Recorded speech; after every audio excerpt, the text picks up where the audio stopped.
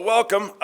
Before we get started, I just want to take some time and just really thank, Vance as well as the whole coaching staff. It was, as you know, this is a long haul and there's a lot that goes into this. And the coaching staff did a tremendous job, and so Vance and I mean, you work together, and that's what it's all about. That allows us to really get better. And so the coaching staff, Matt Russell.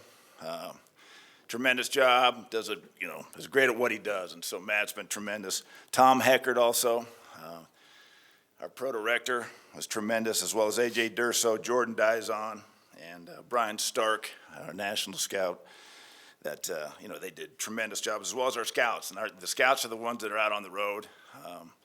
They're the ones that are away from here and beating down the bushes, and that's Eugene Armstrong, Dave Bratton, Scott DeStefano, Klein Kubiak, Darren Muji, Nick Shirelli, Brian Chesson. And so they just, it starts with them. And so we cannot give them enough credit because they're where the process starts. So we thank them so much. Patrick Walsh and Evan Ostro work here in the building and work in pro and on the draft and did a tremendous job. So I can't thank them enough. Greek, all the medical that we have to do on all these guys and his whole staff, they do a tremendous job. Ray Jackson, who's our player development director, has done a tremendous job also. So Mitch Tanny, Scott Flaska in our analytics department, and we started exploring that this year, and it was a big help. And so we look forward to that continuing to be a part of what we do. Mark Thews and Mike Sullivan also have done a tremendous job. So really like to thank those men, and then Pam Papsdorf, who kind of keeps everything under control. So. It's a long process. It starts next year. It'll start on Monday, but I can't thank these people enough and their hard work. And it allows us to have the class that we had this year, and allows us to continue to stack these draft classes to where we can be consistently good year in and year out. And that starts with these people. So I just want to really say thank them so much and appreciate all their hard work. So with that, I'll open it up for some questions. John Vance, you get the tight end, and Jake Butt falls to you in the 5th round. Were you not surprised, but what led to that selection? Certainly value there. And it looked like you really bulked up on special teams. Was Brock Olivo up there pushing some buttons? Or? Well, I think that was one thing that we wanted to do going into this draft is, we concentrated on guys that could play their position very well, but also be contributors on special teams. And then, we wanted to find some returners, and that was also an important thing to us. And so we were able to cover all those bases when it comes down to the players that we got. And so, and then Jake falling to the 5th, we were fortunate he was there. Obviously, the tight end position we felt was probably a position of need for us. And so, and plus with with Jake's injury that it pushed him down, and so we were very fortunate to get him that far in the 5th round. So we're excited about that to be able to get him. Just talk to maybe September, October. Do you have a timeline on when you might be ready? We thought May. No, I'm joking. He doesn't know that. No, I'm kidding. No, we're thinking August, September is what we thought. So. Once we get him in here, and Greek will take a look at him, we'll figure out what that timeline is. We know that it's gonna take him some time, and so we're gonna make sure that we get him healthy and he's right before we push him into anything. So Greek will take good care of him. For both of you, can you just talk about how you vetted Chad Kelly and what kind of assurances you wanted from him moving forward, and why you made the pick? I called his uncle, and he said he's a good kid. I said, okay. Well, that's all I need. Jim, I trust Jim with that. But, I think that obviously there's been some history there. But we felt comfortable that, Chad understands, what he's been through and is ready to take this step and realizes, the step that he's taken. It's, it's got to be it's different than it was when he was in college. And so, we're full of confidence that Chad's going to be able to come up here and understand the situation that he's in. But the one thing about him, he's a great competitor, and I think that that's what we're really excited about him. And he's out. He makes a lot of plays, and takes some chances. But he's a great competitor. So, and he's got great lineage. I did talk to Jim today, and And, obviously Jim was very high on him as we were. So we're thrilled that he was still there. I didn't think he'd get there where we were, at 353, but we were happy he did. Well, he was my favorite quarterback in the draft. He beat Bama twice. That's tough to do, as a college quarterback. He's a tough guy. He's smart. He's made some childish mistakes in the past, but he's learned from those things. So I'm comfortable with him. Hey, Vance, a couple of weeks ago, you spoke about wanting to add juice to the offense. Yes. With these guys, the speed they have, how well can they all fill that need? We've added speed with Henderson at receiver in the slot. I mean, he's a rack machine after the catch. With McKenzie as a returner, also a slot player. I mean, he's a 4-4 guy. He's dynamic with the ball in his hands. And D'Angelo Henderson, as a 5'9", 200-pound guy, 4'4" guy. I mean, he's got great burst. So, our goal going into the draft was to add speed, especially speed in the interior of the offense. We've got those two guys outside, and most teams going to play you in bracket or shell coverage. So you have to have guys inside to attack linebackers and attack the slot players. So that was accomplished, with Carlos and D'Angelo and Isaiah McKenzie. So I'm excited about that. We've added some real speed to the football team. I guess for both of you guys, you talked about Chad Kelly off the field, on the field. Where's he at health-wise? When do you expect him to be ready to roll? And how realistic is his chance to compete against Trevor and Paxton in the short term? What's the timetable there? Well, he's got the thumb, so we think it's going to be August. He's an August, September guy too, so realize it's going to take him some time to get healthy. So we're in the process of we'll bring another arm in until Chad's ready to go. Just, you've said in the past you would prefer to have returners who could play another position. Do you think McKenzie can give you something on offense too? Oh, absolutely. We think that he can do a lot. I mean, he can carry the ball, and so he'll be the fifth, probably a fifth that can do a lot of things on the offensive side. So that's a luxury to have, and so that's why, it was important for us to get him and to get up there and to make sure we could secure him the bottom of the fifth. So because we knew he could do that, the value brought on special teams, but also when you have only 46 spots on Sunday, they're valuable. And so to be able to have a guy that can do as many things as he can do at that speed, was very valuable to us. Yep. John, yesterday you said there was a lot of activity at the start of the second round. And just today, in the beginning of the draft, you made a few moves. Can you talk about those moves? Yeah. I mean, I think that, we thought in the fourth, what we did is we made a deal with San Francisco to trade our bottom of our fifth comp pick with the Capri Bibbs we thought we had enough picks, and so therefore wanted to move that, pick up a 4 next year, kind of spread them out a little bit, and then we had an opportunity to move back, and so we did that. I think we went back 19 picks. I'm trying to remember we went back with Cleveland. So we moved back 19 picks, and we're still able to get Jake, and then we picked up that fifth again in the bottom of the round that we had traded away for the fourth next year. So we're really kind of happy how that all worked out. We, essentially picked up the fourth, coming up next year. So we were happy with that move, securing McKenzie, and that was with actually. Then we moved up with Green Bay, to get McKenzie, moved back and with Cleveland, and we got Jake out of that. So it felt pretty good about it, and plus we were able to spread it out a little bit and get the fourth next year. Yeah, for both Vance and John, it seemed like this was a draft where you had a lot of attitude in these guys. I mean, Bowles will fight anybody. Walker was ticked. He went the 8th pass rusher.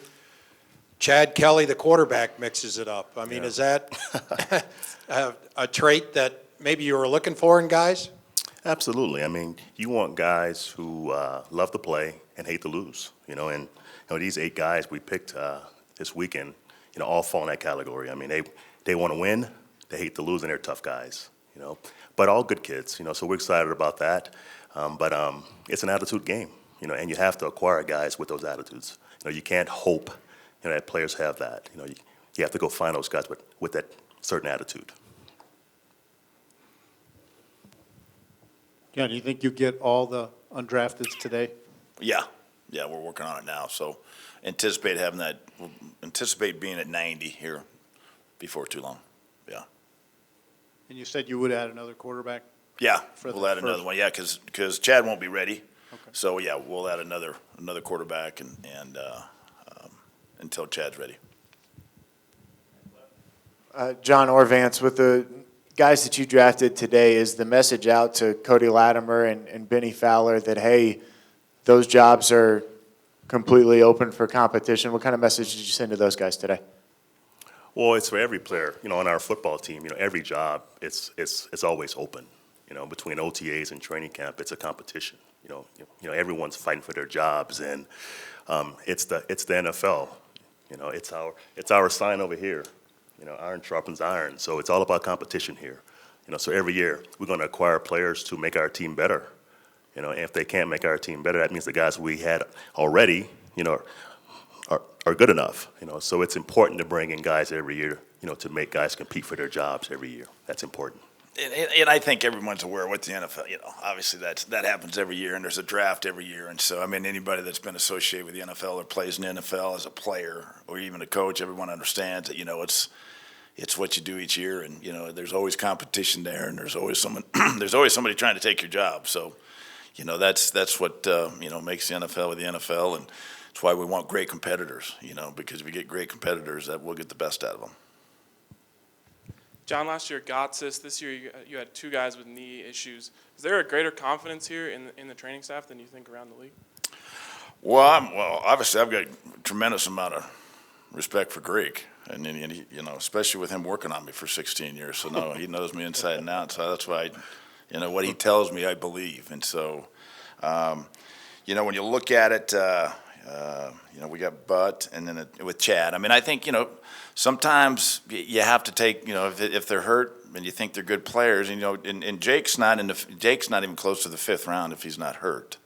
So sometimes that's where you can get good value, and if you're willing to be patient with them and give them time to get healthy, then we got a darn good football player. And so if you can think a little bit in the future instead of just right about now, then you have a chance to pick, a player like Jake Butt up in the 5th round that, probably could have been the end of 1st round or a 2nd round pick. And so to get that value, we have to be patient too.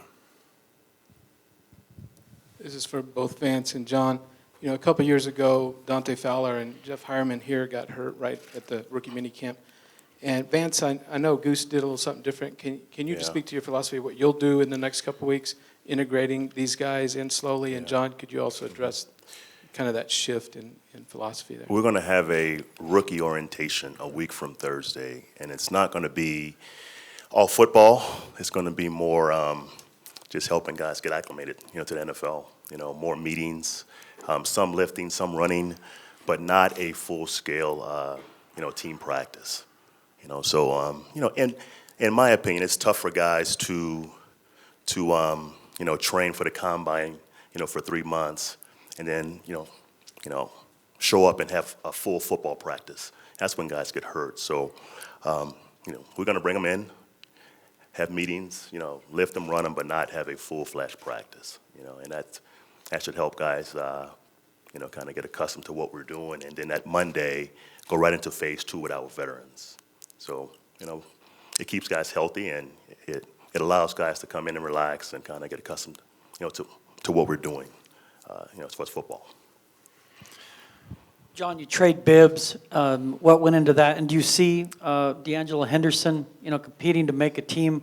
It looks like he's a body type similar to C.J. Anderson. I guess what did you see from him? Yeah, I mean, he is similar. I mean, he's, I think 5'07", 4 or something like that. He's 205 pounds, 206 pounds, but, ran 4'4", 4'4", 5, something like that. So, he's an explosive young guy that we thought that, could help us coming out of the backfield.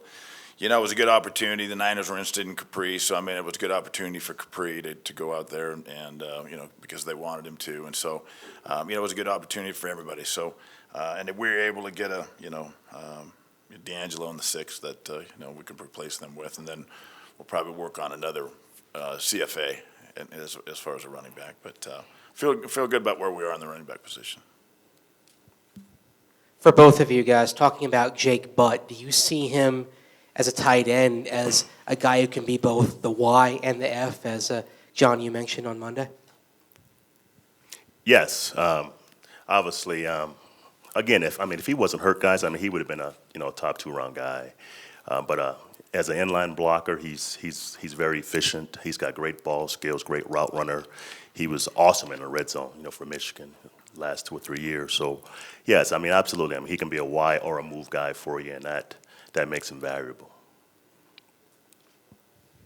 John, I know you're not going to divulge your secrets, but how close to the draft board did you guys stay or value in terms of where you took guys and where they were on your board that dropped back to you that you had slotted higher? I know you told us about Walker last night. Well, we stayed to the board. That's what we've done, and, we'll continue to do that. And I would tell you this year was, we had, usually, you start getting into the 4th and 5th and 6th round, you got guys coming off the back board, but it was, everybody was kind of spot on. Everything kept coming off that front board. So we felt pretty good how we had it stacked, and then we stayed true to it. So, things fell well. We got some needs filled, filled, as well as the players that we wanted in those positions. So it worked out well. We're proud of this class, happy with this class.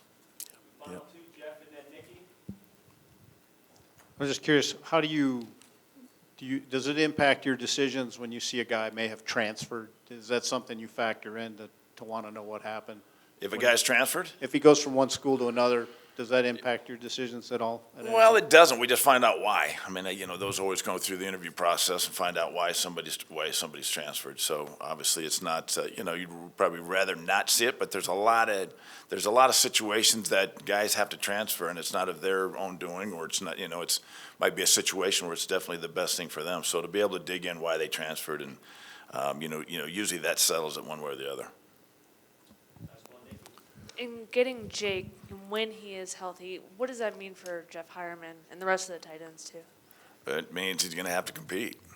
So that's all those tight ends, and again, as Vance has reiterated several times, it's about the competition. So everyone's going to make the team. They make the team. No one else makes it for them. They got to go make the team themselves, and so that's why it's up to them. And knowing Jeff and knowing those tight ends, they're going to come out and compete and do the best they can. And hopefully it's a situation where everybody gets better because of that. So, all right. Yep. Thank you, guys.